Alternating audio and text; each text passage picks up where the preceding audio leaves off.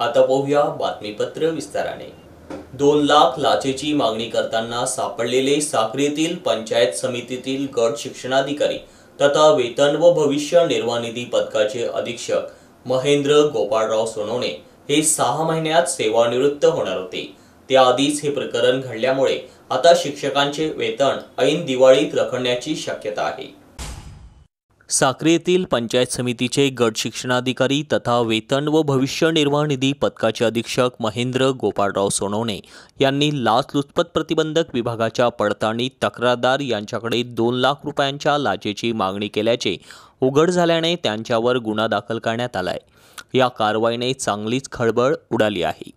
तक्रारदार यांचे ओम साई एंटरप्राइजेस नावाचे पिंपळनेर तालुका साक्री येथे दुकान आहे। सदर फर्ममार्फत तक्रारदार यांनी समग्र शिक्षा अभियानांतर्गत विद्यार्थ्यांना मोफत बूट व पायमोजे पुरवठा करण्याबाबत जिल्हा परिषद शाळांमार्फत प्राप्त पुरवठा आदेशानुसार साक्री तालुक्यातील सर्व जिल्हा परिषद शाळांना एकूण 40 लाख रुपये च्या बूट व पायमोजे ह्या वस्तू पुरवठा केल्या होत्या। सदर अनुदान मागणीच्या फाईल जमा करून वस्तूंचे बिले अदा करणे कामी साक्री पंचायत समितीचे गट शिक्षणाधिकारी तथा वेतन व भविष्य निर्वाह निधी पथकाचे अधीक्षक महेंद्र सोनवणे यांनी 40 लाख रुपये बिलाच्या 5% प्रमाणे 2 लाख रुपये लाचेची मागणी केली। या मागणीची तक्रार दिनांक 30 सप्टेंबर रोजी केली होती। या तक्रारीची दिनांक 30 सप्टेंबर व 1 ऑक्टोबर रोजी पडताळणी केली असता गट शिक्षणाधिकारी महेंद्र सोनवणे यांनी तक्रारदार यांच्याकडे बूट व पायमोजे ह्या वस्तूंचे एकूण 40 लाख रुपये बिलाच्या 5% प्रमाणे 2 लाख रुपये लाचेची मागणी केली। म्हणून गट शिक्षणाधिकारी यांच्यावर धुळे शहर पोलीस ठाणे येथे गुन्हा दाखल करण्याचे काम सुरू आहे।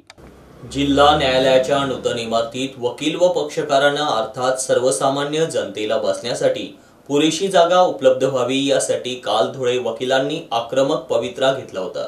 इमारत बांधकामाच्या ठिकाणी जाऊन इमारतीचे काम बंद पाडले होते। तसेच जोरदार घोषणाबाजी व निदर्शने देखील या ठिकाणी करण्यात आले होते। जिल्हा न्यायालयाच्या नूतन इमारतीत वकील व पक्षकारांना अर्थात सर्वसामान्य जनतेला बसण्यासाठी पुरेशी जागा उपलब्ध व्हावी यासाठी धुळे वकील संघाने आक्रमक पवित्रा घेतला होता।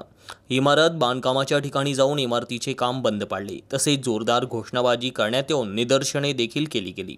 प्रसंगी वकील संघाचे उपस्थित ठेकेदार व सार्वजनिक बांधकाम विभागाच्या काही अधिकाऱ्यांशी तू मे देखील झाली। त्यामुळे काहीसा तणाव निर्माण झाला होता। याबाबत माहिती मिळताच धुळे शहर पोलीस ठाण्याचे पोलीस निरीक्षक दीपक पाटील, सहाय्यक पोलीस निरीक्षक श्रीकृष्ण पारधी, सार्वजनिक बांधकाम विभागाचे कार्यकारी अभियंता RR पाटील, उपअभियंता धर्मेंद्र झालटे, अभियंता श्री लोकरे यांनी वकील संघाशी चर्चा करीत समजूत काढण्याचा प्रयत्न केला। दरम्यान आंदोलनाची पुढील दिशा ठरवण्यासाठी दुपारी तातडीची बैठक घेण्यात आली। यावेळी आपल्या मागणीसाठी आगामी 2 दिवस धुळे बारचे कामकाज बंद ठेवण्याचा एकमुखी निर्णय घेण्यात आला। महाराष्ट्र व गोवा बार कौन्सिलचे सदस्य ॲडव्होकेट अमोल सावंत व इतर ज्येष्ठ विधी तज्ज्ञांच्या उपस्थितीमध्ये तातडीची बैठक घेण्यात आली। या बैठकीत वकिलांच्या हिताच्या दृष्टीने नव्या इमारतीत प्रशस्त जागा मिळणे आवश्यक असल्याने आग्रही मागणी लावून धरण्यात आली। यावेळी ज्येष्ठ विधी तज्ज्ञांनी आपली भूमिका स्पष्ट केली। बैठकीतच सर्वानुमते गुरुवार आणि शुक्रवारचे कामकाज बंद ठेवण्याचा निर्णय घेण्यात आला। तसेच आंदोलनाची पुढील दिशा दिवाळी सुट्ट्यानंतर 4 नोव्हेंबर रोजी आयोजित बैठकीत ठरवण्याचा निर्णय घेण्यात आला। या बैठकीला धुळे बार असोसिएशनचे अध्यक्ष ॲडव्होकेट राहुल पाटील, उपाध्यक्ष ॲडव्होकेट मधुकर भिसे, सचिव ॲडव्होकेट उमाकांत पाटील, ॲडव्होकेट बळीराम वाघ, ॲडव्होकेट भावना पिसोळकर, ॲडव्होकेट सुधा जैन आदींसह विधितज्ञ उपस्थित होते। चला, आज तुम्ही इथं मैदानावर आले आणि काय कारण आहे, कशामुळे आले, त्यांनी कावर आंदोलन केलं? आपलं नाव सांगा।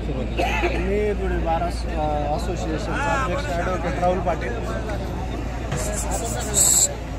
तरी धुळे न्यायालयाच्या नवीन इमारती पक्षकार लोकांना व वकिलांना बसायला पुरेशी जागा नाही। ती जागा मिळवण्यासाठी मागच्या 6 महिन्यापासून आम्ही सतत प्रयत्न करत आहोत, पण प्रशासनाने आम्हाला कोणताच प्रतिसाद दिला नाही। आमच्या पत्रांना, आमच्या विनंतीला कोणताही मान न देता डायरेक्ट प्रशासनाने काम सुरू करून दिलं। तर आम्ही प्रशासनाने आमच्या मागण्यांची कुठेतरी दखल घेतल्याशिवाय आम्ही काम सुरू होऊ देणार नाही।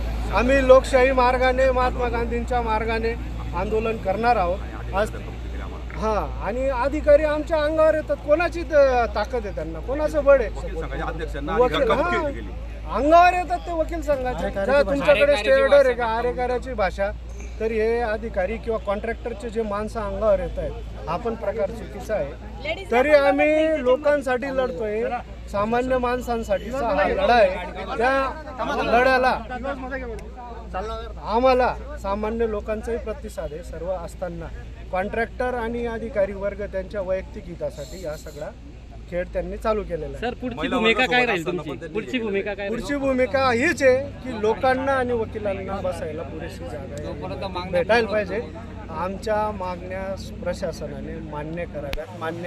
नाही करणार तोपर्यंत आमचा लढा वेगवेगळ्या माध्यमातून सुरू राहील. तुम्ही आज काम बंद आंदोलन पुकारलेले, हो, तर मग हे जोपर्यंत तुमच्या मागण्या होत तोपर्यंत राहणार आहे का एकच दिवसासाठी काम बंद? कोर्टाचं कामकाज आम्ही बंद नाही करणार, कारण ते सामान्य लोकांचं काम आहे. यासाठी तुम्ही स्टे घेण्यासाठी कोर्टात पुन्हा जाणार आहात? पुढच्या भूमिका जसं जसं प्रशासन ऍक्ट करेल त्याप्रमाणे ठरतील. आजच डिसाइड. करंदपुराणी पवार पाटकर कन्स्ट्रक्शन नाशिकची कंपनी आहे. त्या कंपनीला हे काम मिळालेलं आहे. आम्हाला वर्क ऑर्डर मिळालेली आहे. मी आज काम चालू केलेलं होतं. अचानक हे वकील लोक आलेत सगळे आणि त्यांनी काम बंद करायला सांगितलं. ठीक आहे, 200 लोक होते ते. त्यांच्या विनंतीला मान देऊन मी काम बंदही केलं. त्याच्यानंतर पण त्यांची दमदाटी चालूच राहिली. त्यांनी आम्हाला अक्षरशः धक्काबुक्की करून कंपाऊंडच्या बाहेर काढलं.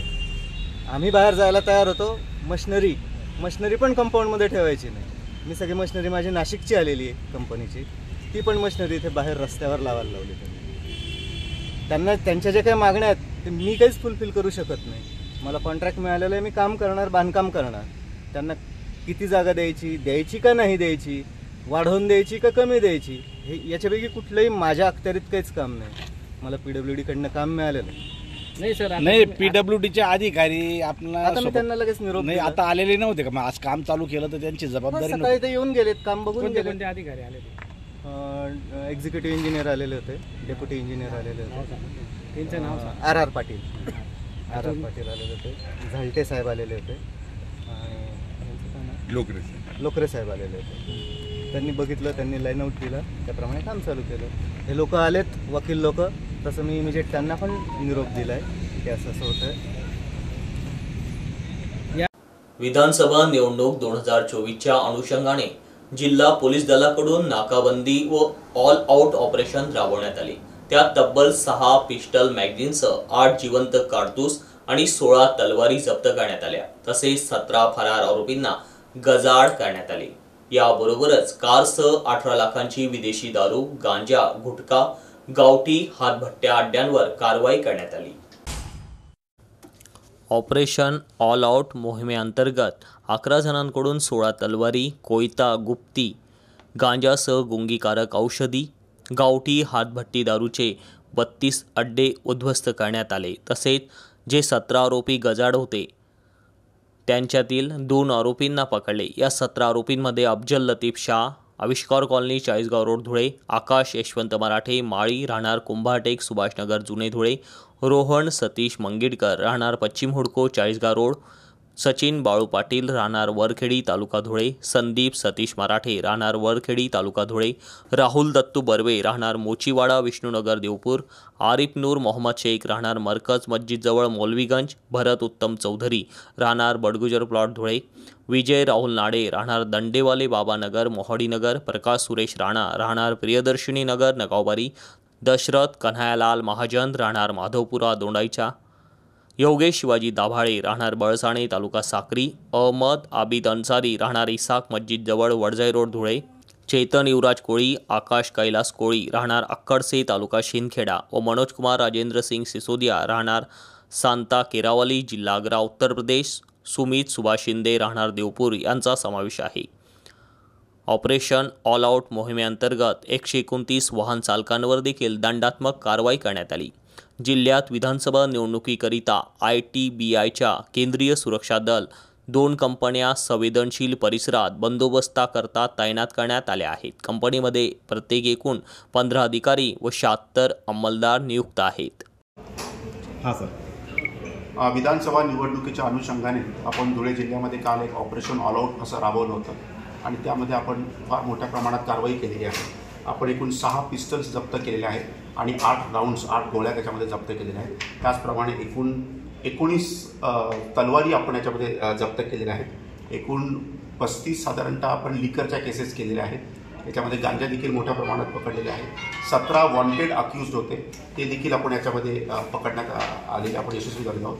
आणि 22 नॉन अवेलेबल वॉरंट जे आहेत ते देखील आपण याच्यामध्ये सर्व करण्यात यशस्वी झालेलो आहोत. त्याचप्रमाणे साधारणतः 80,000चा आपण ट्रॅफिक व्हायोलेशनच्या केसेस देखील केलेल्या आहेत. 29 जे अट्टल गुन्हेगार आहेत त्यांच्या हाऊस सर्च देखील आपण याच्यामध्ये काल केलेले आहेत. याप्रमाणे आपण विधानसभेसाठी अशी तयारी केलेली आहे. सर, काल ज्या शस्त्र जप्त झालेले आहेत, पदोन्नती मुख्याध्यापक प्राथमिक शिक्षक यांना विधानसभा निवडणूक केंद्राध्यक्ष म्हणून दिलेली ड्युटी रद्द करून इतर मतदान अधिकारी म्हणून ड्युटी द्यावी या मागणीसाठी धुळे जिल्हा प्राथमिक शिक्षक समन्वय समितीने उपजिल्हा निवडणूक अधिकारी धुळे गंगाराम तळपाडे यांची भेट घेत त्यांना या संदर्भाचं निवेदन दिलं.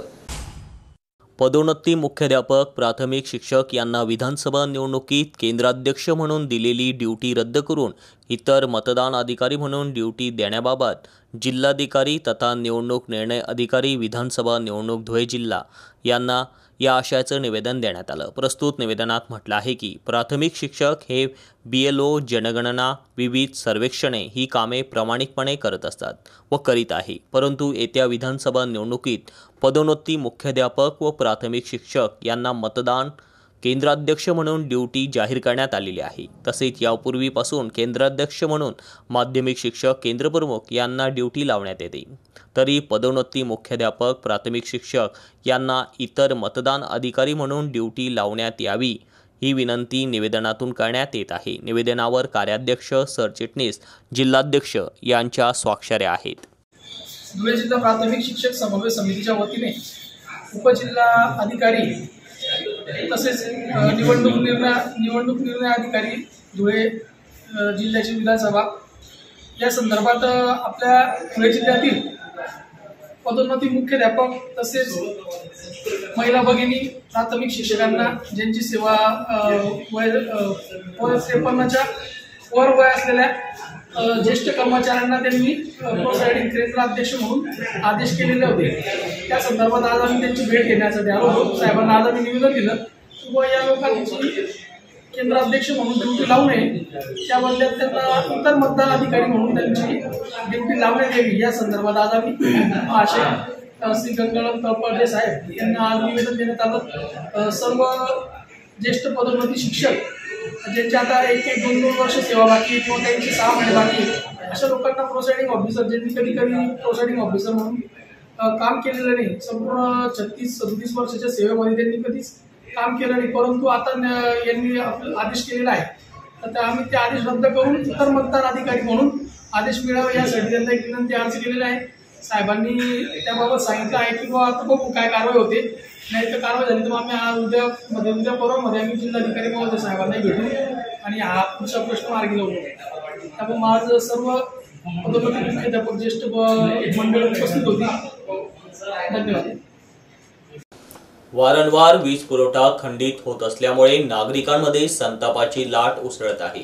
दिवाळी सणाच्या पार्श्वभूमीवर धुळे शहरातील मिल परिसरात विद्युत पुरवठा सुरळीत चालावा यासाठी माजी नगरसेवक अमोल मासुळे यांच्या नेतृत्वाखाली वीज वितरण कंपनीचे शहर कार्यकारी अभियंता यांची भेट घेत त्यांना या संदर्भाचं निवेदन देण्यात आलं. शहर व संपूर्ण मिल परिसरात विजेचा लपंडाव सुरू आहे. मिल परिसरात दिवसा व रात्री देखील अवेळी अनेकदा वीज पुरवठा खंडित होत असतो. ऐन सणासुदीच्या दिवसात वीज पुरवठा खंडित होत असल्याने नागरिकांना विविध समस्यांना तोंड द्यावे लागत आहे. सध्या ऑक्टोबर हीटचा तडाखा सुरू आहे, त्यामुळे उष्णतेचे प्रमाण देखील वाढले आहे. एकदा वीज गेली तर 8 ते 10 तास येत नाही. अनेक ठिकाणी वीज तारा लोंबकळल्या असून काही ठिकाणी आर्थिंगच्या तारा एकमेकांना जोडलेल्या आहेत. अनेक ठिकाणी डिप्पी व फ्युजेस कट आउट खराब झालेले आहेत. तसेच टाकण्यात आलेल्या केबल निकृष्ट दर्जाच्या असून त्या बदलण्यात याव्या. लोंबकळणाऱ्या तारांमुळे नागरिकांच्या जीवितात धोका निर्माण झालाय. तसेच या भागातील बहुतांश खांब हे वाकलेल्या स्थितीत असून वादळ आल्यास हे खांब कोसळून जीवितहानी होण्याची शक्यता नाकारता येत नाही. मिल परिसरातील बहुसंख्य रोहित्रांवर योग्य प्रमाणात विजेचा लोड नसल्याने वारंवार वीज पुरवठा खंडित होत असतो. त्यामुळे सर्व रोहित्रांवरील लोड तपासून सर्व भागात योग्य विजेचा लोड ठेवून या भागातील वीज पुरवठा सुरळीत करावा. परिसरात अनेक वेळेस पिण्याच्या पाण्याच्या मोटारी सुरू केल्यास लाईन ट्रिप होत असून वेळेवर वीज पुरवठा होत नसल्याने गैरसोय होते. याबाबत वीज कंपनीने तात्काळ उपाययोजना न केल्यास नागरिकांच्या रोषाला वीज वितरण कंपनीस सामोरे जावे लागेल. त्यामुळे वीज कंपनीने नागरिकांच्या संयमाचा अंत न पाहता तातडीने दिवाळी सणापूर्वी कायमस्वरूपी ठोस उपाययोजना करावी, अशी मागणी निवेदनातून करण्यात आली आहे. निवेदनावर अमोल मासुळेंसह किशोर सरगर, BK मोरे, सुरेश पाटील, मुकेश थोरात, गंभीर बोरसे, भटू गवळी, गोविंदा सोनवणे, विक्की मेकले, विनायक पुराणिक, मनोज वानखेडे, किशोर माने, प्रवीण पाटील, दीपक पाटील, दत्तू थोरात आदींसह नागरिकांच्या स्वाक्षऱ्या आहेत. पॉवर हाऊस साखरेवाड या ठिकाणी मिल परिसरच्या नागरिकांच्या वतीने या ठिकाणी एक महावीज वितरण कंपनीच्या विरोधात या ठिकाणी आंदोलन छेडण्यात आलेलं होतं आणि या आंदोलनात आमच्या मिल परिसरातील शेकडो ज्येष्ठ नागरिक, युवक मित्र या ठिकाणी सहभागी झाले होते. हे आंदोलन करण्यामागचं मुख्य कारण म्हणजे गेल्या अनेक वर्षापासून आम्ही या वीज वितरण कंपनीच्या अधिकाऱ्यांना लेखी स्वरूपात निवेदन देतो आहोत की वीजच्या माध्यमातून नागरिकांची, विद्यार्थ्यांची, महिलांची अनेक मोठ्या प्रमाणात नागरिकांना या समस्यांना सामोरं जावं लागतंय, त्रासाला सामोरं जावं लागतंय. आज आमच्या मिल परिसरामध्ये ज्या मुख्य मागण्या आहेत की त्या ठिकाणी संपूर्ण मिल परिसरातल्या ट्रान्सफॉर्मरचा एक सर्वे झाला पाहिजे आणि एरियानुसार त्या ठिकाणी लोड डिव्हायडेशन हे झालं पाहिजे. त्यानंतर दुसरी जी मुख्य मागणी आहे की आमच्या भागात अनेक जीर्ण पोल झालेले आहेत, अनेक तारा या लोंबकळत आहेत, त्या अतिशय म्हणजे जीवितहानी होण्याची दाट शक्यता आहे. त्यानंतर तिसरा महत्त्वाचा विषय म्हणजे दिवसामध्ये कमीत कमी 8 ते 10 वेळेस लाईट जाते. 1 तास झाला का लाईट जाते, 2 तास झाले का लाईट जाते आणि नागरिक त्या कर्मचाऱ्यांना फोन करतात, साहेब लाईट गेलेली आहे, ते अतिशय उर्मटपणे उत्तर देतात, फोन पण रिसिव्ह करत नाही. आणि दुसरा महत्त्वाचा विषय म्हणजे आमच्या भागातील अनेक नागरिकांना ज्यांचं पत्र्याचं घर आहे, 2 रूमचं घर आहे, तर त्यांना 3,000 4,000 असं लाईट बिल आलेलं आहे आणि आम्ही अनेक लाईट बिल देखील त्यांना या ठिकाणी जमा करणार आहोत. तर त्या लाईट बिलांवर देखील त्यांनी ताबडतोब ॲक्शन घेऊन त्या नागरिकांना दिलासा द्यावा, असे अनेक विषय होते. तर आज या ठिकाणी आपले जे जोशी साहेब आहेत, जोशी साहेबांनी आमच्या समस्या या ऐकून घेतल्या, जाणून घेतल्या, त्याबद्दल त्यांचे धन्यवाद. आणि साहेबांनी या ठिकाणी तुमच्या सगळ्यांच्या नागरिकांना एक आश्वासित केलेलं आहे की येत्या 8 दिवसामध्ये संपूर्ण मिल परिसर संदर्भात जी वीज वितरण कंपनीची समस्या आहे ती आम्ही निकाली काढू व्हावा, त्यांनी शब्द दिलेला आहे. म्हणून साहेब तुमचे या ठिकाणी आम्ही धन्यवाद व्यक्त करतो. जय जय महाराज. दिवाळी सणाच्या पार्श्वभूमीवर प्रदूषणमुक्त दिवाळी अभियान राबवून मोठ्या आवाजाच्या फटाक्यांवर बंदी घालावी, यासाठी निसर्ग मित्र समितीने जिल्हाधिकाऱ्यांना निवेदन दिलं. प्रस्तुत निवेदनात म्हटले आहे की वाढते प्रदूषण लक्षात घेता दिवाळी निमित्ताने फटाक्यांमुळे विषारी वायू व मोठ्या आवाजांच्या फटाक्यांमुळे होणारे ध्वनी प्रदूषण कमी करण्यासाठी शासनातर्फे प्रदूषणमुक्त दिवाळी अभियान राबवण्यात यावे. आज प्रचंड वृक्षतोड, वाढते कारखाने, गिरण्या तसेच वाहनांमुळे प्रदूषणात वाढ होऊन पर्यावरणाचा ऱ्हास होत असून दिवाळी निमित्ताने मोठ्या फटाक्यांमुळे ध्वनी प्रदूषण, वायू प्रदूषण, जल प्रदूषण तसेच वृद्ध, लहान बालके व आजारी व्यक्तींना त्रास होतो. कोरोनाची लागण झालेल्या व्यक्तींनाही त्रास होणार आहे. तरी शासनातर्फे प्रदूषणमुक्त दिवाळी अभियान राबवण्यात यावे, या मागणीचे निवेदन देण्यात आले. यावेळी संस्थापक प्रेमकुमार आहिरे, संतोष पाटील, जिल्हाध्यक्ष DB पाटील, RR सोनवणे, वैभव पाटील, प्राध्यापक HA पाटील, प्रभाकर शिरसाट, कृष्णा शिंदे, गुलाब धोबी आदी सर्व पदाधिकारी उपस्थित होते. मी RR सोनवणे, अध्यक्ष निसर्ग मित्र समिती शिंगा तालुका. आज आम्ही आमच्या समितीचे संस्थापक प्रेमदादा, आमचे जिल्हाध्यक्ष DB बाबू, शहराध्यक्ष HA पाटील, शहर सचिव वैभव दादा आणि आमचे ज्येष्ठ राज्य संघटक शिरसाट साहेब, प्रभाकर शिरसाहेब. मित्र, आज आम्ही माननीय जिल्हाधिकारी साहेबांना निवेदन देण्यासाठी आलो आहोत. निसर्ग मित्र समितीचं विविध क्षेत्रात पर्यावरण, जलसंवर्धन, जलसिंचन, प्रदूषण या विविध क्षेत्रात कार्यरत असताना दरवर्षाप्रमाणे आम्ही यावर्षीसुद्धा माननीय जिल्हाधिकारी यांना निवेदन देणार आहोत की येणारं दिवाळी सण हा पुढे उत्साहात साजरा होतो, परंतु या उत्साहामध्ये अतिउत्साहामुळे मोठ्या आवाजाचे फटाके जे असतात त्यामुळे पर्यावरणावर ध्वनी प्रदूषण होतं, वायू प्रदूषण होतं आणि त्या प्रदूषणाचा मानवी आरोग्यावर विपरीत परिणाम होतो. या प्रदूषणाला रोखण्यासाठी आपण एक सामाजिक बांधिलकी म्हणून निसर्ग मित्र समितीच्या वतीने निवेदन देणार आहोत आणि ज्या मोठ्या आवाजाचे फटाके आहेत त्यावर बंदी आणली पाहिजे. त्याचप्रमाणे जे प्रदूषित कारखाने आहेत त्या जे विविध घटक आहेत ज्याच्यामुळे पर्यावरणात प्रदूषण होतं, या घटकावर सुद्धा शासनाने एक बंदी आणली पाहिजे, बंधन आणलं पाहिजे. यासाठी आमच्या निसर्ग मित्र समितीचे सर्व पदाधिकारी आम्ही माननीय जिल्हाधिकारी साहेब यांना निवेदन देण्यासाठी एकत्र आलो आहोत.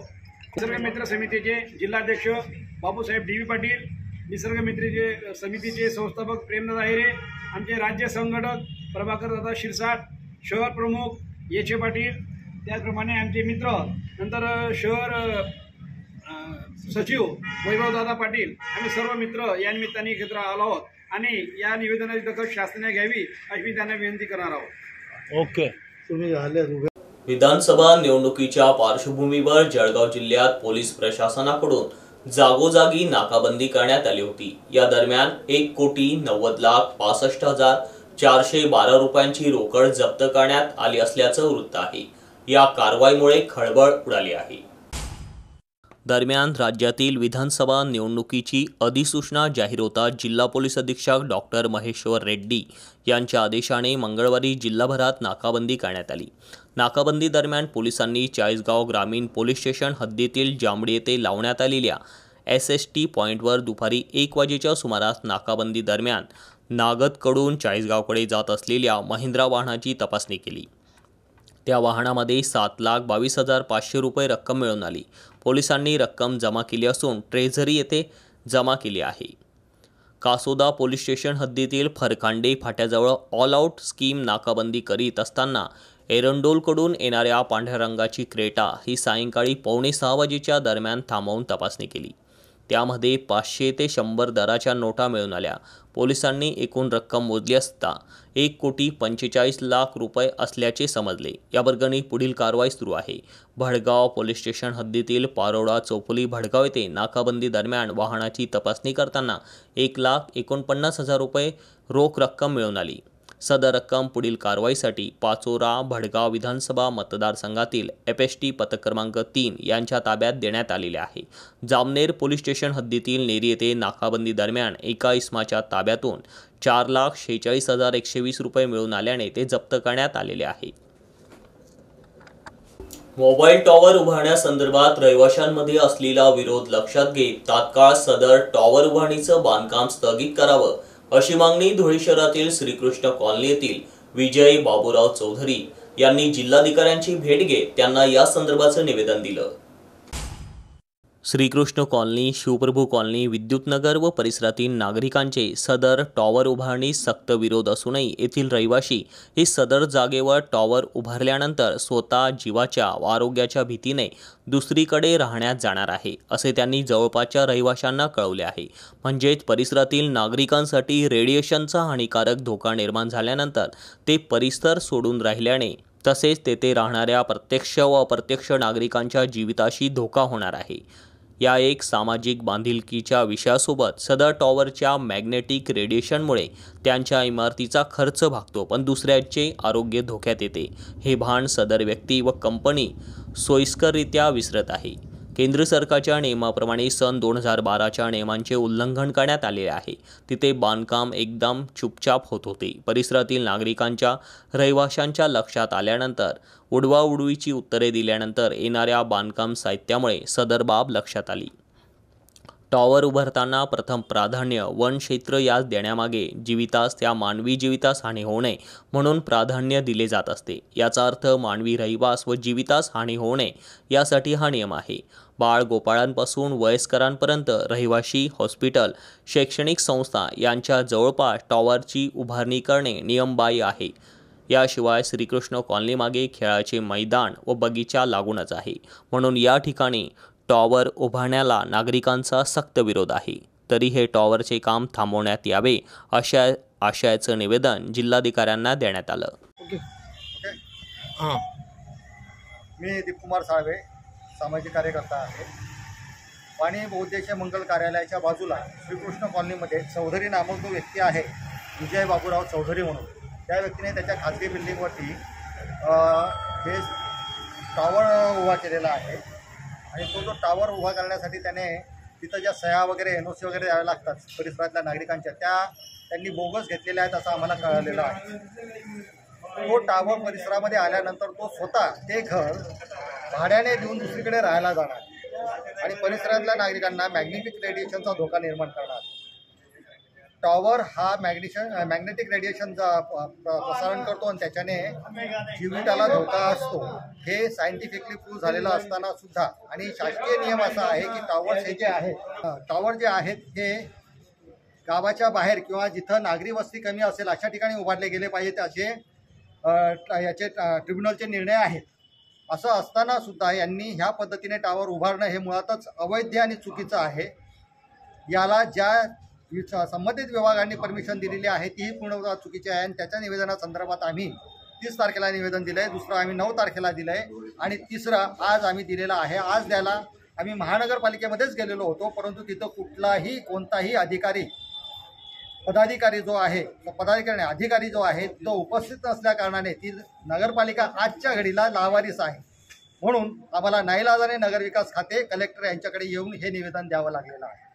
समाजात असेही काही व्यक्ती आहेत जे परिस्थिती नसल्यावर देखील यश संपादन करतात आणि खऱ्या अर्थाने परिस्थितीवर मात करीत असे व्यक्ती यशस्वी देखील होतात, असे प्रतिपादन श्रम आणि रोजगार मंत्रालय भारत सरकारचे विभागीय संचालक प्रदीप मूण यांनी केले. विश्व गुंतवणूक सप्ताहानिमित्त धुळे शहरातील साक्री रोडवरील विद्यावर्धिनी महाविद्यालय येथे विश्व गुंतवणूक सप्ताहानिमित्त प्राध्यापक प्रबोधिनी तर्फे कार्यक्रम आयोजित करण्यात आला होता. या कार्यक्रमात प्रमुख पाहुणे आणि वक्ते म्हणून श्रम आणि रोजगार मंत्रालय भारत सरकारचे विभागीय संचालक प्रदीप मूण यांनी गुंतवणूक आणि सायबर सुरक्षा या विषयावर प्रबोधन तथा मार्गदर्शन केले. या कार्यक्रमाच्या व्यासपीठावर अध्यक्षस्थानी विद्यावर्धिनी महाविद्यालयाचे अध्यक्ष माजी आमदार प्राध्यापक शरद पाटील, प्रदीप नाईक, प्राचार्य डॉक्टर मधुकर वानखेडे, उपप्राचार्य डॉक्टर योगेश पाटील, उपप्राचार्य डॉक्टर राज वीरेंद्र सिंग गावित, डॉक्टर सतीश निकम, कनिष्ठ महाविद्यालय समन्वयक प्राध्यापक पंजाबराव व्यास आदी मान्यवर उपस्थित होते. याप्रसंगी श्री प्रदीप मूण म्हणाले की प्रत्येक व्यक्तीला आपल्या आयुष्यात वेळेचे महत्त्व ओळखता आले पाहिजे, नाहीतर आपल्याला विविध समस्यांना सामोरे जावेच लागते. मात्र वेळेचे गुलाम व्हावे लागते आणि वेळेचे गुलाम झालेली व्यक्ती कधीही यशस्वी होत नाही. आनंदायी जीवनाचा मूलमंत्र म्हणजे बचत आणि गुंतवणूक होय. आर्थिक बचत आणि त्यांची गुंतवणूक हा आपल्या जीवनातील अविभाज्य घटक बनवला पाहिजे. त्यासाठी योग्य व्यक्तींकडून योग्य त्या ठिकाणी गुंतवणूक करणे आवश्यक आहे. आजची गुंतवणूक आपल्याला उद्याच्या आनंदायी जीवनाच्या रूपाने परतावा देते. म्हणून सकारात्मक दृष्टीने विचार करणे महत्त्वाचे ठरते. सकारात्मक दृष्टिकोन विकसित करण्यासाठी स्वतःशी संवाद असणे गरजेचे असल्याचे त्यांनी सांगितले. समाजात सर्व आर्थिक व्यवहार मोबाईल बँकिंग, नेट बँकिंग, संगणक अशा इलेक्ट्रॉनिक उपकरणाद्वारे होत आहे. त्यामुळे आपल्या उपकरणातील माहिती चोरी होणे, त्यातून आर्थिक नुकसान होणे असा दुर्भाव नागपूर्व ऑनलाईन हल्ले होत असतात. त्यासाठी ऑनलाईन व्यवहार करताना पुरेशी काळजी घेणे महत्त्वाचे आहे, असेही त्यांनी सांगितले. तसेच समाजात आर्थिक व्यवहार करण्यात बऱ्याच व्यक्तींची फसवणूक देखील होत असते. या फसवणुकीला आळा बसावा आणि या संदर्भात नागरिकांमध्ये जनजागृती व्हावी. या पार्श्वभूमीवर नागपूर, भंडारा, धुळे, इंदोर, भोपाळ, सांची, उज्जैन अशा अनेक शहरांमध्ये पथनाट्य कार्यक्रम देखील राबवले जात आहे. या कार्यक्रमांना उत्तम असा प्रतिसाद देखील मिळत आहे. धुळे येथे आयोजित केलेल्या कार्यक्रमाला यशस्वी करण्यासाठी माजी आमदार प्राध्यापक शरद पाटील यांच्यासह अनेक मान्यवर उपस्थित होते. या कार्यक्रमाला धुळे शहरातील नामवंत फेटा मास्टर राजू भाऊसार फेटेवाले यांनी देखील मोलाचे सहकार्य केले. 14 ते 20 ऑक्टोबर 2024 पर्यंत राबवल्या गेलेल्या या सप्ताहाला मोठा प्रतिसाद देखील मिळाला. आणि याचबरोबर माता हिंगलाज टीव्हीचं बातमीपत्र संपलं. पुन्हा भेटूया पुढील बातमीपत्रात. तोपर्यंत पाहत राहा फक्त माता हिंगलाज टीव्ही. जय हिंगलाज.